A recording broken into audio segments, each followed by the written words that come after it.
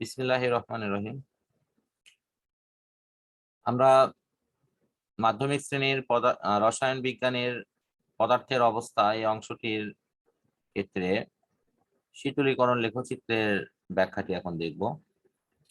এখানে আমরা শীতলীকরণ লেখচিত্রের একটি ছবি দেখতে পাচ্ছি, যেখানে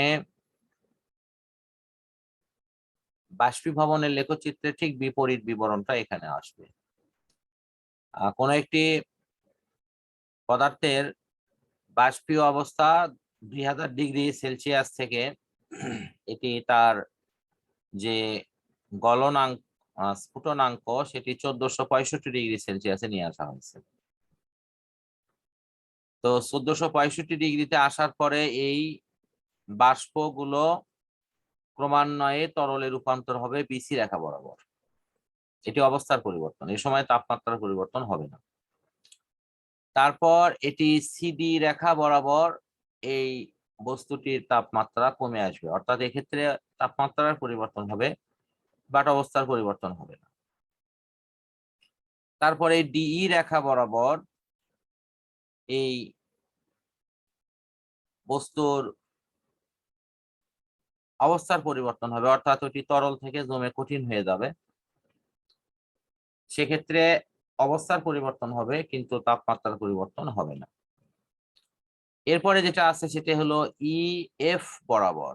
এই ইএফ বরাবর কি ঘটবে? এখানে তাপমাত্রার পরিবর্তন হবে, অর্থাৎ তাপমাত্রা তার হ্রাস পাবে, এটি কমে আসবে।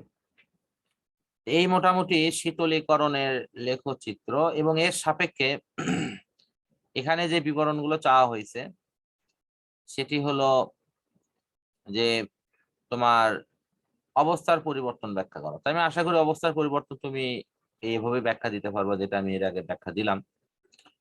আর ঘ নম্বরে তোমার সুনির্দিষ্ট কিছু অপশন বলা হয়েছে। এ, এল, কে বস্তুর তাপমাত্রার সাথে আন্তঃআণবিক শক্তির পরিবর্তন বিশ্লেষণ করা। এটা কি? এটা গ্যাসীয় অবস্থা। এলটা কি? এটি তরল অবস্থা থেকে কঠিন অবস্থার দিকে যাচ্ছে। তারপরে কেটা কি? কে হলো বস্তুর কঠিন অবস্থা, যদিও তাপমাত্রা সেখানে হ্রাস পাচ্ছে।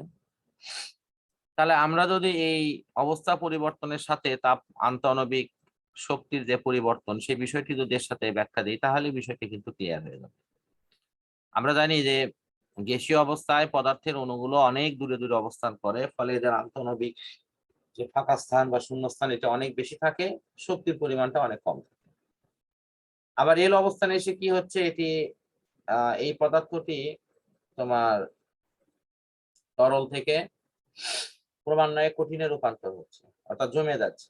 তার মানে তাদের আন্তঃআণবিক শক্তিটা বৃদ্ধি পাচ্ছে, আন্তঃআণবিক যে দূরত্ব সেটি কমে যাচ্ছে।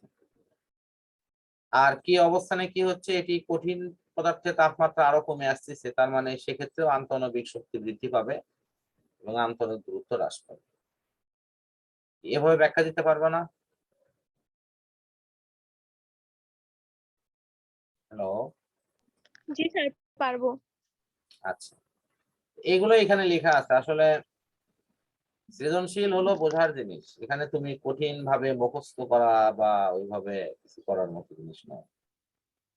তো এই জন্যই আমার মনে হয় যে এগুলো সেভাবেই পড়া উচিত এবং সেভাবেই দেখানো সম্ভব। আমি এরপরে আরেকটা সৃজনশীলে তোমার দৃষ্টি আকর্ষণ করবো, সেটা এই সৃজনশীলের পড়াটি মোটামুটি এখানে শেষ।